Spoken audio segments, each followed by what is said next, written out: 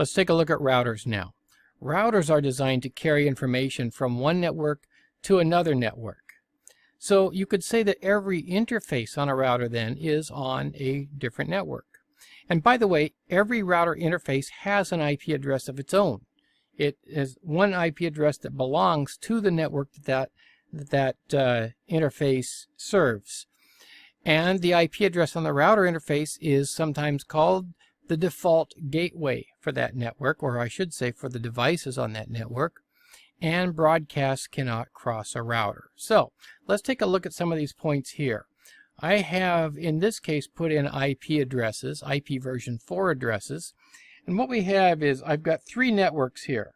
So let me outline those networks. I've got a network over here that refers to this whole section, and that is the 10, we'll call that the 10 dot network. I've got a network here in the middle. This is the 200.1.0.0 network, as you can see right here. So this is my second network. And then I've got a third network over here, the 192.168 network. Now, if you'll notice, every router interface on a network has an IP address that belongs to that network. Let me switch colors here real quickly so that we don't get everything confused. I'll just go with a green color. There we go. Now, you can see here that I have an interface right here, and that interface has this address, the 201.0.1, which is an IP address that is on this 200.1.0.0 network. And then this interface down here has an IP address 200.1.0.2. So you can see here that these, just like any device that's on this network, we don't have any device on this network because it's a WAN link, a wide area network link. Anyway, these 2 addresses exist at least on this network. And by the way, if you remember back from your 179 CIS 179 course, you might recognize that this would probably be a /30 here, but we won't go into that in that much detail here. Over here on the 10 dot network, I've got some PCs, the 10.2, 10.3, 10.4, 10.5 over here, and I have a .1 that's on this interface on that router. So you can see that just like a PC, this router interface also has an IP address, and this is the default gateway. Every one of these devices would have, as a default gateway, would have 10.0.0.1. 10.0.0.1 default gateway. Every one of these devices would have the 10.0.0.1 as the default gateway, because this is the default gateway for this network.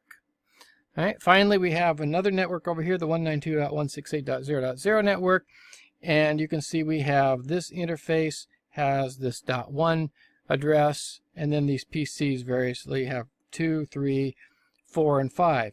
And again, the default gateway that is assigned on this computer is what? 192.168.0.1, because this is the default gateway for every device on this network. They all have 192.168.0.1 as their default gateway. So that's how we choose the default gateway. Now, one more little thing I want you to notice here, and that is how many collision domains, and I know we've done this before, but it's good to keep harping at it, and how many broadcast domains would we have here. Again, let's switch colors just to make this thing a little bit easier to separate out. I'll use this nice purple color over here.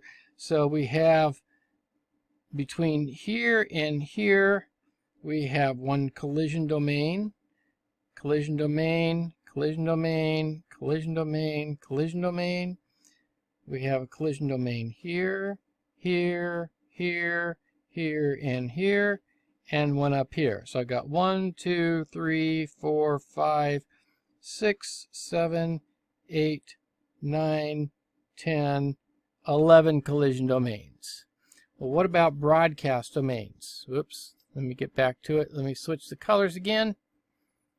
And I'll choose this kind of orange color, and we'll look at broadcast domains. Routers separate broadcast domains. So all of this is one broadcast domain, all of this is two, and all of this is three broadcast domains.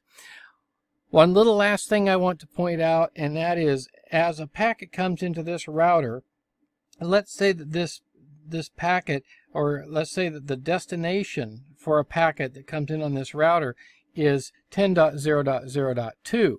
Well, this router up here doesn't know necessarily about 10.0.0.2. So it looks at this, goes 10.0.0.2, question mark, where is that? Well, it doesn't know.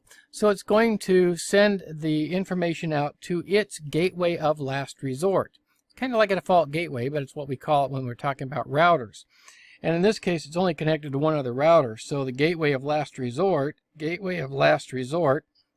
is 200.1.0.2, right?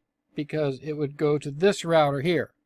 Now, once this router got that packet, it would now know how to connect, how to get up to this address that we were looking for.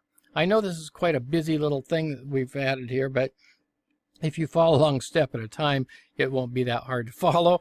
But just remember that routers have a gateway of last resort, and each router interface that is connected to a network here provides a default gateway for the devices on that network.